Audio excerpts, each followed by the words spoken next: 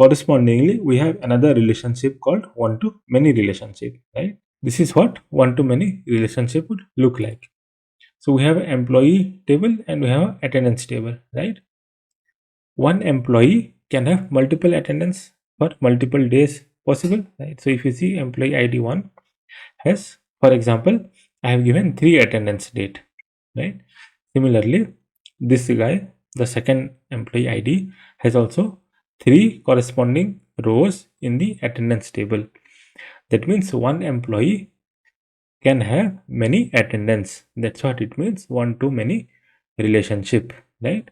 One employee can have multiple attendance. That means here, this being the foreign key can occur multiple times. Here 1 1 1 and here 2 2 and 2, right? So this foreign key appeared multiple times between in the attendance table, which corresponds to employee table, right?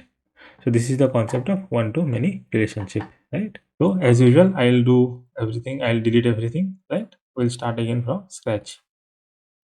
Usually you don't do that in production, but for learning purpose, I'm deleting the table and creating it again and again, right? So here, what I'll be doing is, I'll show you one-to-many relationship, right? So I have an employee table and I have a daily attendance table, right? So employee ID, here is primary key and employee name, right? And attendance ID is the primary key here, right? So if you see, we'll take the example now. So we have the employees table and the daily attendance table, right? Employee has employee ID and employee name, right? It has attendance ID, its primary key and the primary key of this table. Then we have employee ID, which corresponds to this employee ID. Then we have attendance date, we have status and the foreign key relationship, right? So I'll execute this one. Here I have to remove this one, right? That's why it gave me error. So I'll execute this one, right? And I'll also execute this table, right? Now I'll try to insert some data, right? So this is some data. I will select all and run this one, right? Remove this, right? And I have some more data. So I'll do select all and run, right? So it will insert data into the employees table as well as in the attendance table, right? Now if we see this one, select star from employees, right? So we will get some value, right? Select star from daily attendance, right? We'll get some attendance value, right? Now the question is, what we have to do is we have to pick out employee name as well as their daily attendance, right? Of course, these two are available in two different tables, right? So for that, obviously, we have to use join, right? So we will see this one. So we will say select something, right? So first of all, what I have to do, I have to pick employee name, which is available in employee table, right? So I'll say employees dot employee name, right? Then I have to pick attendance date and its status, right? So I will say daily attendance dot attendance date and daily attendance dot status, right? Status from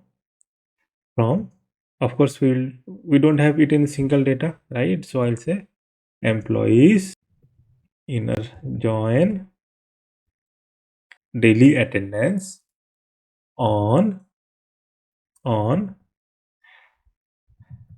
employees not employee ID equal to, right, daily attendance dot employee ID, right? So since employee ID is the common field or the common row that combines employee and employee details, so I'll run a join based on employee ID, right? So here what I did, employees dot employee ID equal to daily attendance dot employee ID, which inner joins employees table and daily attendance table, right? And this will pick up employee name, attendance date and attendance status, right? So if I run this one, right, if you see, we have Alice, Alice, Alice, then Bob, Bob, Bob, and Charlie, Charlie, and Charlie. These three field along with the employee name coming from employee table and attendance date and attendance status coming from daily attendance table, right? So this is example of one-to-many relationship, right? Now here I have added normal select statement for individual table, right? So if you see here, we have 4 entries: Alice, Bob, Charlie, and Sam, right? Here, if you see, in attendance table, we have employee ID 1, 2, 3, but we don't have employee ID 4, right? Employee ID 4 doesn't have any attendance record, right? Now, if you see this one, this is doing inner join, right? So if I do inner join, if you see the result, here I don't have the fourth person, right? Because in inner join, it will only filter the left and right table matching rows, right? Which are completely matching, right? Instead of inner join, if I say left join, right, what will happen?